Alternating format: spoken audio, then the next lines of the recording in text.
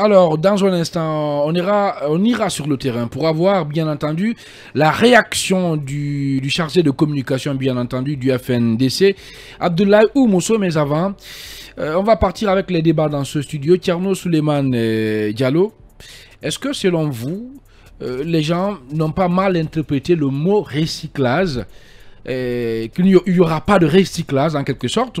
La promesse qui a été faite par le président de la transition n'est pas recyclée lors, bien entendu, des consultations nationales. Écoutez, moi je ne peux pas dire que les gens ont mal interprété l'expression à partir du moment où c'est lui-même qui a utilisé l'expression, en l'occurrence le colonel Doumbouya n'a pas expliqué ce que c'est que le recyclage, parce que vous vous rappelez bien l'interview qu'il a accordée à la RTG, et donc où des journalistes comme le Abouakar Diallo, le DG de FIM-FM, et Moussa Moïse, anciennement directeur général aussi de la télévision Espace. La question lui a été posée, mais la réponse n'a pas mieux éclairé la lanterne de l'opinion sur la question. Donc ça suppose que même en tout cas si ce n'est dans sa tête, en tout cas dans ses propos, le flou il persiste.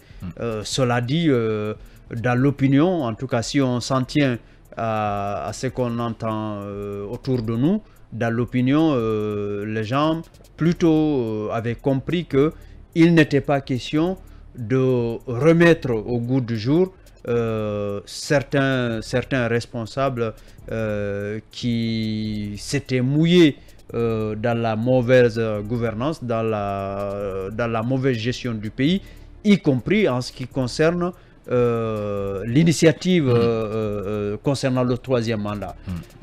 Donc s'il y a confusion, s'il y a flou, bien entendu, c'est au niveau de l'auteur, donc c'est à lui et à lui seul. Oui, mais finalement, au cours d'une interview qu'il a accordée à notre confrère de RFI, Alain Foka, il a précisé, il est revenu là-dessus en disant que non-recyclage des cadres ne veut pas dire exclusion. Non, dire ce que cela ne veut pas dire, ne veut pas dire ce qu'il veut dire. C'est pourquoi je n'ai pas fait cas à ce passage. Parce que ça ne change pas le fait que le flou, il persiste dans la tête des gens, y compris dans les propos du colonel Doumbouya.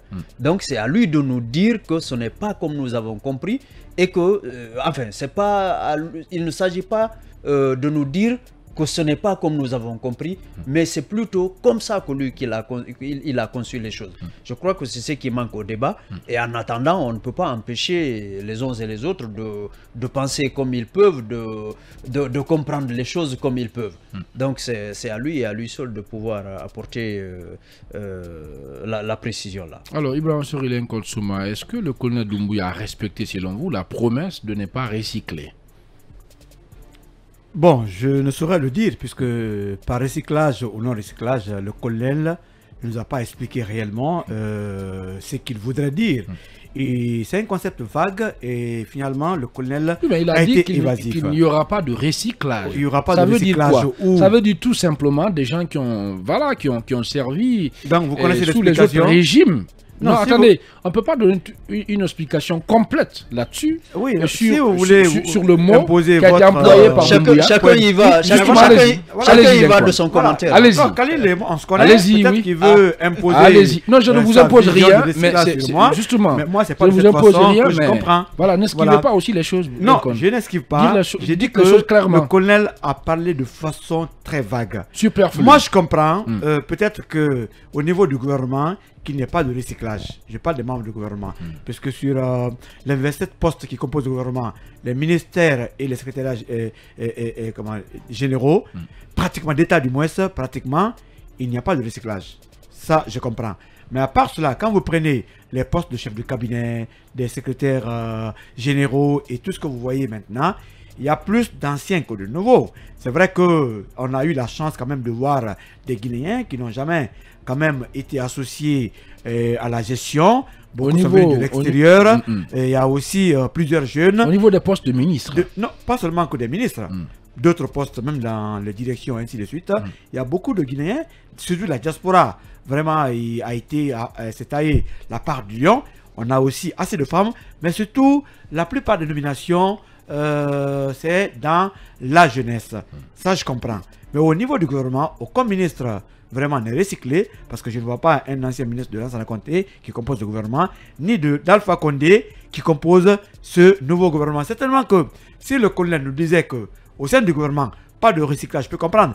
Il peut être peut-être la même chose que, pourquoi pas, le CNT. Puisque j'ai comme l'impression que c'est le gouvernement et le CNT qui sont plus visés par le concept de non-recyclage. J'attends de voir la composition. Ah oui, et pourquoi vous avez cette impression d'un coup? Oui, parce que quand vous vous rendrez compte que on visait beaucoup plus dans cette parabole les anciens dirigeants, notamment les gouverneurs, mais aussi les députés à l'Assemblée. Ça, vous savez très bien. J'ai comme l'impression qu'aucun ancien député ne fera son retour au CNT. Ça, même si selon les informations, un ancien député, voilà, Covid, comme le disent certains membres du FNDC, fait partie du gouvernement actuel. On parle d'Abessila. On ne sait pas si c'est vérifié, qu'il a appartenu quand même à la dernière Assemblée. Assemblée, mais a-t-il siégé? Mais il n'était pas ministre quand même. Il n'était pas ministre. Je parle du gouvernement par rapport au ministre sortant. Je ne parle pas d'Abbé, député. Je crois bien qu'on doit bien nous définir ce concept. L'un dans l'autre, voilà, c'est aujourd'hui au colonel de nous expliquer ce qu'il entend par non-recyclage. Parce que si vous constatez, vous comprendrez que la plupart de ceux qui ont mouillé le maillot, surtout des jeunes, pour le 3e mandat, sont reconduits à assez de postes de responsabilité. La liste est très longue, c'est-à-dire de Titanium, en passant par, vous connaissez déjà beaucoup de noms. Tout ceci, les vidéos circulent, sont des gens qui ont mouillé le maillot pour un vieux de 83 ans, pour qu'il y ait, en tout cas, un changement de constitution, pour qu'il y ait la continuité. Mais heureusement et malheureusement, nous sommes en Guinée. Ceux qui n'ont pas voulu le changement sont aujourd'hui les premiers à bénéficier. C'est pourquoi j'ai appris que ces derniers temps, le colonel était dans tous ces états par rapport à ceux qui font les interviews, les castings du moins, les castings. Parce que lui-même, il se rend compte que il y a trop de retours des anciens, en tout cas dans les postes de décision. Alors, est-ce que Girassi, on peut dire qu'il y a une espèce de contradiction dans la démarche même du colonel? On le sait quand même.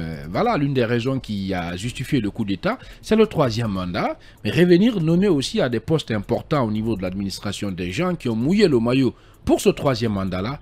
Est-ce que là, ce n'est pas une raison pour le FNDC, par exemple, de sortir de ses gonds? Voilà, pour moi, c'est du 2 poids 2 mesures. Je ne comprends pas qu'il puisse dire quelque chose et l'interpréter à plusieurs façons. Par exemple, s'il dit « il n'y a pas de recyclage », je pense que c'est très clair, il n'y a pas d'ambiguïté là-dedans. Quand on s'en tient à la définition de recyclage, à ma façon de voir les choses, on ne va pas utiliser ce qui a déjà été utilisé. Donc, s'il revient dans ses nominations en utilisant ce qui a déjà été utilisé, donc littéralement, on peut dire quand même qu'il n'a pas... Non, il n'a pas tout d'abord tenu à sa promesse. Oui, du tout. Si on s'en tient à cela. Mais si on s'en tient à ces différentes explications, on peut dire également qu'il n'a pas failli à la règle. Ah oui. Parce que c'est... Oui, là, je ne vous suis pas à la règle. Pas du tout. Hein. Je l'explique en fonction de ce qui... À travers le mot recyclage, si on s'en tient à ce mot, on se dit tout simplement qu'il a failli à sa promesse. Mais si on s'en tient à son explication chez nos confrères de RFI, on se dit tout simplement... Le fait de dire que recyclage ne veut pas dire exclusion, on se rend compte que il n'a pas failli du tout à la règle. Ah oui. Donc je pense que... Comment ça, Diaraï? C'est clair, c'est clair, mais c'est très clair ce que je suis en train de dire. Je m'en tiens qu'au fait, je m'en tiens au fait et je pars de là pour faire mon analyse. Donc je pense que il va falloir qu'il donne assez d'explications. Quelle explication? Organiser un cours pour les Guinéens? Non, qu'il nous dise de façon... C'est clair, quand on dit il n'y aura pas de recyclage, ça veut dire tout simplement ceux-là qui ont géré qui ont géré, n'est-ce pas, sous les autres régimes, eh bien qu'on ne va pas les utiliser. C'est aussi clair que ça, qu'il nous explique de façon très spécifique. Peut-être en arabe ou en anglais. Non, très spécifique pour nous dire, écoutez, si j'ai parlé de recyclage, il n'y a pas de recyclage. C'est dans les rangs des ministres ou dans les rangs des secrétaires généraux ou dans les rangs des directeurs généraux. Mais s'il dit tout simplement il n'y a pas de recyclage et il tente S'il se limite à ça, ça veut dire c'est dans tout le système, durant toute la transition, dans tous les organes de la transition. Mais il n'a pas été clair. On ne peut pas virer. Il n'a pas été clair du tout. Oui, je sais qu'on ne peut pas le faire. On ne peut pas le faire. On ne peut pas le faire. On ne peut pas le faire. L'un qu'on ne peut pas virer tout le monde. C'est pas tout le monde d'ailleurs. C'est pas tout le monde d'ailleurs qui était dans la campagne pour le troisième mandat. C'est pas tout le monde qui était d'accord avec ce projet, que ce soit clair. Il y a quand même eu sous l'ère Alpha Condé des bons cadres qui ont bien travaillé et qui n'ont pas associé leur image à ce projet, à ce fameux projet de troisième mandat. Je pense qu'il faut quand même pouvoir faire la part des choses et essayer de comprendre que on ne peut pas généraliser les personnes, tous les cadres qui se sont impliqués dans ce projet. Ça, c'est quelque chose à ne même pas hypothéquer. Mais dire qu'il n'y a pas, rester catégorique là-dessus et dire qu'il n'y a pas de recyclage, ça revient à autre chose. Donc, il va falloir qu'il revienne sur cette expression. Peut-être on va organiser un cours à l'esplanade du Palais du Peuple. On va donner un bâton au colonel et puis il va nous expliquer ce qu'il entend par recyclage. En attendant, Thierno Souleymane, mais et si c'était une façon aussi de faire passer le coup d'État, parce qu'en fait, les gens en avaient marre avec le régime d'alors. Donc, il fallait trouver quelque chose pour apaiser la population et faire passer ce coup d'État. Parce que dès que ça devient une arnaque. Une manipulation. Rien n'est exclu. Rien n'est exclu, je vous le dis. Rien n'est exclu. Et si c'était le cas? La politique, c'est les manœuvres. La politique, c'est les manœuvres. C'est les manœuvres. La politique, on ne peut pas se fier à quelqu'un. Un homme politique ne restera qu'un homme politique. Il y a des manœuvres toujours. Attendez, on doit changer de mentalité quand même là. On peut bien changer de mentalité. On veut bien changer de mentalité, mais nul ne peut l'hypothéquer. Du fait qu'il a dit qu'il n'y a pas de recyclage, ça fait quand même que beaucoup de Guinéens aussi l'ont acclamé. Ça, il faut pas sauf que dans ces actions, dans les nominations, eh ben c'est pas ce qu'on voit, hein. C'est pas ce qu'on voit. Alors, oui, mais il n'y a pas de règle sans exception. Peut-être pas de recyclage. Ceux qui ont été recyclés, ce sont des exceptions. Il n'y a pas de règle sans exception. Peut-être c'est des quelques rares exceptions. Sauf que c'est beaucoup. Pas d'exception. Il n'y a même pas d'exception dans ces nominations, selon beaucoup d'observateurs. Voilà. Alors, Thierno Souleymane, comment vous comprenez la sortie du FNDC qui dénonce quand même ces nominations, surtout des caciques, des cadres qui ont mouillé le maillot pour le troisième mandat?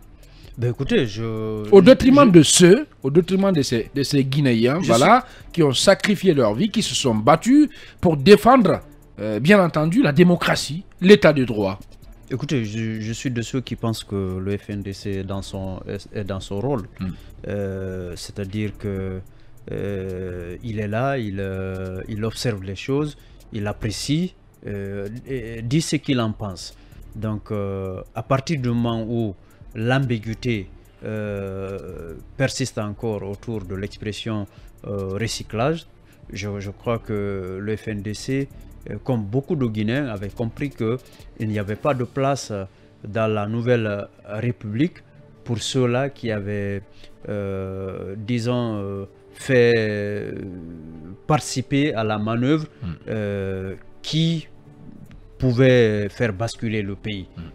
C'est vrai que ce n'est pas arrivé, mais le risque zéro n'existe pas. Et d'ailleurs, le risque, il était quand même élevé, parce que quand vous comptez le nombre de morts, sans oublier les blessés et les dégâts matériels enregistrés, vous vous rendez compte que c'était pas exclu que ça bascule.